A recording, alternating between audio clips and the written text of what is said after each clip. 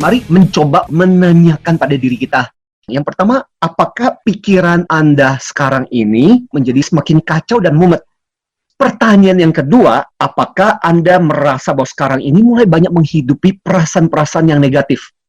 Pertanyaan yang ketiga, apakah Anda merasa jadi nggak bisa ngapa-ngapain? Malah lebih banyak melakukan hal-hal yang lebih nggak produktif atau bermalas-malasan aja di tengah kondisi sekarang ini? If you don't learn to manage the situation, then don't be surprised if the situation will start to control you. Kalau kita tidak belajar untuk mengendalikan, mengelola situasi ini, kamu jangan kaget kalau kemudian kamu menemukan bahwa dirimu mulai dikendalikan oleh situasi sekarang ini. Sangat mudah merasa diri kita adalah korban, yang kita sebut sebagai victim, atau justru kita berusaha untuk melakukan sesuatu, tetap berusaha untuk menjadi seorang pemenang, atau kita sebut sebagai victor. Seperti kayak peselancar. Peselancar yang baik itu tahu bahwa gelombang-gelombang itu pasti muncul.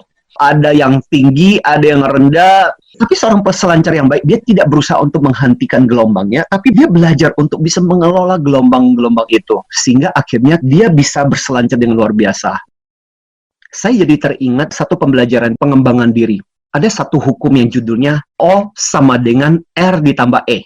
O itu adalah output. Output itu adalah hasil. Nah, hasil ini bergantung kepada R ditambah E. R itu adalah respon, E itu adalah event. Jadi sebenarnya hasil kita bergantung kepada respon terhadap kejadian-kejadian atau peristiwa yang terjadi dalam kehidupan kita. Bicara tentang manusia victory, dia memutuskan untuk tidak menyalahkan. Yang kedua, dia tidak mau mengeluh. Dan yang ketiga adalah dia tidak mengasihani dirinya. Orang-orang yang victim, dia menyalahkan orang lain lah, situasi lah, kondisi di sekitarnya.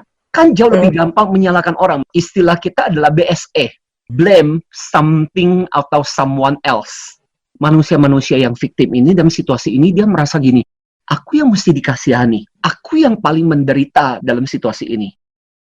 Orang-orang yang merasa dirinya victim atau korban itu pada dasarnya itu punya 3 kepercayaan. Pertama-tama dia percaya bahwa orang-orang di luar sana, bisa pemerintah lah, para konspirator lah, negara lain lah, itu yang harus bertanggung jawab yang membuat hidupnya menjadi seperti kayak sekarang. Jadi menderita, jadi susah gara-gara coronavirus. Kepercayaan yang kedua adalah lingkungan terdekatnya.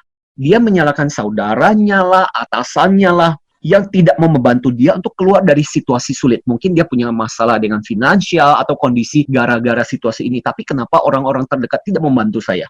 Terakhir adalah punya kepercayaan bahwa tidak ada sikap, tidak ada tindakan apapun yang bisa ia lakukan untuk memperbaiki situasi yang ada. Dalam situasi ini, jauh lebih banyak kita menemukan orang yang menggunakan baju victim itu. Kayak kita lah, lihat anak-anak kita. Ketika nilainya jelek, yang disalahkan siapa? Gurunya nggak bisa ngajar sih, gimana coba? Dapat nilai jelek, yang salah adalah gurunya. Kalau kita di profesional, kita seringkali bilang, jualan nggak laku. Yang salah siapa? Diskon produk kita dikit banget sih, Pak. Ketika kita menggunakan baju victim, apa yang terjadi? Satu, kita jadi nggak belajar apapun. Karena apa? Udah lempar aja tanggung jawab kepada orang lain, lingkungan, situasi, dan sebagainya. Ya udah, ini bukan salahku kok. Yang kedua, kita juga jadi nggak dewasa. Mirip banget dengan anak-anak. Ketika ditanya, ini siapa yang melakukan? Oh, dia. Akhirnya itu juga membuat potensi kita jadi nggak berkembang. Daripada mencoba untuk mencari solusi, yang kita lakukan adalah terus-menerus menyalahkan. Ini kalau saya bilang ada 4 no. No choice. Aku nggak punya pilihan yang lain. Saya bisanya ya bersikap seperti ini. Yang kedua adalah no self-confidence. Nggak punya kepercayaan diri untuk mau dan bisa mencoba sesuatu yang baru. Dia no change. Ini kan sesuatu yang saya udah terbiasa lakukan dari dulu, tuh polanya kayak begini. Untuk merubah dengan cara yang lain nggak bisa deh. Misalnya biasa guru itu kan di depan kelas, tiba-tiba harus melalui online. Makanya banyak yang sebenarnya nggak siap. Nggak heran kalau kemudian siswa merasa bosan banget. Dan yang terakhir adalah dia merasa dirinya no power. Dia merasa nggak ada hal yang bisa dia lakukan dan merasa dirinya tak berdaya. Ada kata-kata yang bagus dari Jim Rohn. Salah satu filsuf bisnis nomor 1 di dunia, dia bilang begini, kamu harus bertanggung jawab atas hidupmu. Kita tidak bisa mengubah keadaan musim, kita tidak bisa mengubah angin, tapi kamu bisa mengubah dirimu sendiri. Dan kamu nggak bisa menyewa orang lain untuk berolahraga buat Anda.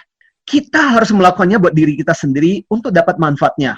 Sama seperti saya bisa kasih Anda peta, tapi kamulah yang harus menjalaninya. Intinya dia mengatakan bahwa 100% kita harus bertanggung jawab dengan kehidupan kita.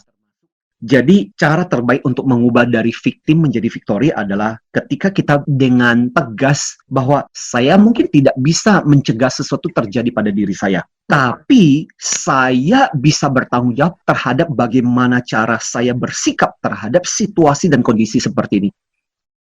Tips mengenai 7 langkah. Jadi pertama-tama adalah di area mana dalam kehidupan kita sekarang ini kita harus pikirkan, misalnya kesehatan, misalnya belajar untuk keuangan. Jadi belajar untuk tetap mengambil kendali meskipun situasi kondisi sekarang ini sulit. Kedua adalah kamu juga harus sadar hal-hal apa yang berada di luar kendali kamu. Mungkin menyangkut peraturan pemerintah. Nah, ketiga, pikirkan sesuatu yang kalau kita perjuangkan itu masih bisa kita punya kendali. Contoh pengeluaran pribadi kita. Beberapa biaya kadang-kadang masih bisa kita kendalikan. Nah, nomor 4, mungkin kita bisa pikirkan lebih banyak lagi hal-hal yang lain. Find another option. Mungkin nggak ada pendapatan dari sumber yang berbeda. Dan berikutnya, bagaimana kita membuat rencana khusus untuk mulai mengendalikan. Ketika kita nggak merubah apapun, maka nggak ada situasi yang berubah. Itu nomor 5. Nomor 6 kita adalah mulailah lakukan itu. Jadi meskipun itu kecil, paling nggak kamu udah coba, kita harus mengevaluasi. Dan akhirnya nomor 7, ya udah bikin rencana lagi. Terus-menerus kita berusaha tidak membiarkan diri kita tenggelam dalam kondisi seperti ini.